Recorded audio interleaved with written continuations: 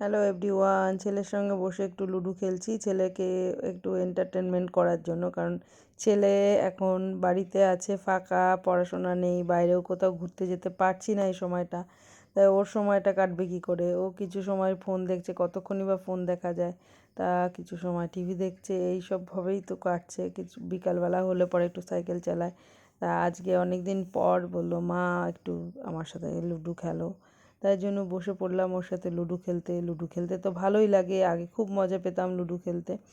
তা আজকে ও সাপ লুডোটাই খেলতে পছন্দ করে বলে ওটাই খেলছি ওর সাথে। তোমরা পছন্দ করো কি না অবশ্যই কমেন্ট করে জানাবে। আমারও ভালো লাগে অবশ্যই লুডো খেলতে, ইন্টারেস্ট পাই।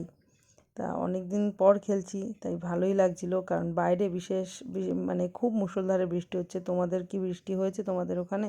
অবশ্যই কমেন্ট করে জানাবে। আমাদের এখানে মুষলধারে বৃষ্টি হচ্ছে।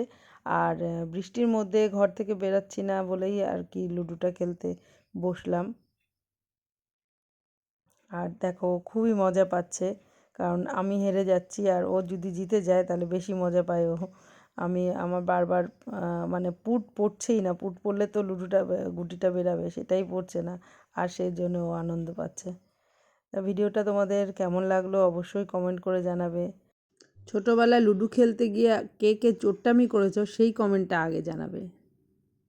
এখনকার মতো ভিডিওটা তাহলে এখানেই শেষ করছি। তোমরা সবাই ভালো থেকো, সুস্থ থেকো। নতুন আর একটা ভিডিওতে তোমাদের সাথে অনেক কথা হবে।